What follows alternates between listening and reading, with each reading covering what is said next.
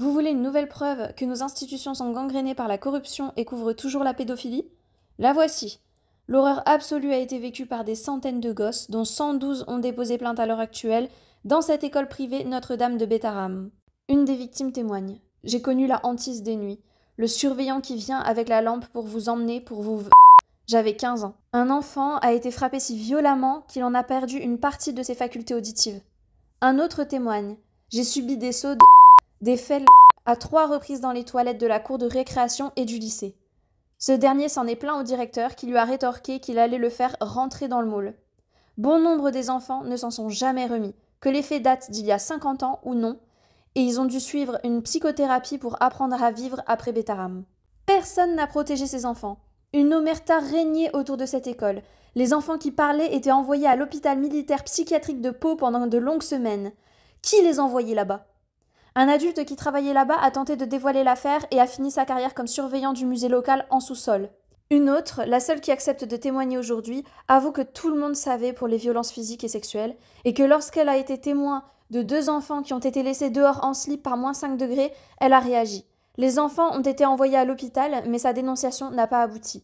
Elle dénonce que le poids des élites locales, politiques, administratives et religieuses a joué dans l'omerta autour de Bétarame.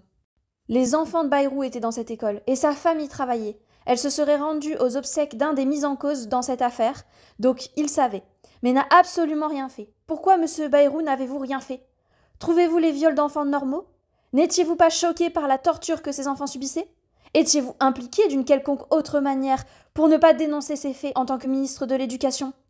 Ou en tant que président du conseil départemental? La défense de Bayrou est qu'il ne savait pas. C'est faux! Évidemment, je n'ai jamais été informé de quoi que ce soit de violence ou de violence a fortiori sexuelle. Il a menti. Le Premier ministre était au courant de ces horreurs et n'a pas protégé les élèves. Il en a été informé par au moins un juge, une enseignante, une victime et des plaintes déposées pendant ses mandats. Bayrou doit tomber pour complicité de ces crimes, car il savait depuis près de 30 ans. Je vous laisse voir sa réponse qui me donne envie de vomir. Tout le monde connaît des établissements de cet ordre qui a la réputation d'être stricts et dont on disait si tu n'es pas sage ou si tu travailles pas, on te scolarisera dans cet établissement. Alors quoi, si t'es pas sage, tu te feras violer? C'est ça l'éducation que prône notre cher Premier ministre? Allez, virez-moi ça, j'ai envie de lui vomir dessus. Ceux qui ne le censureront pas sont tous complices. J'en appelle à l'ensemble des partis LFI, PS, RN, LR, Ensemble, les écologistes, l'UDR et tous les autres. Censurez ou vous êtes complices aux yeux du peuple.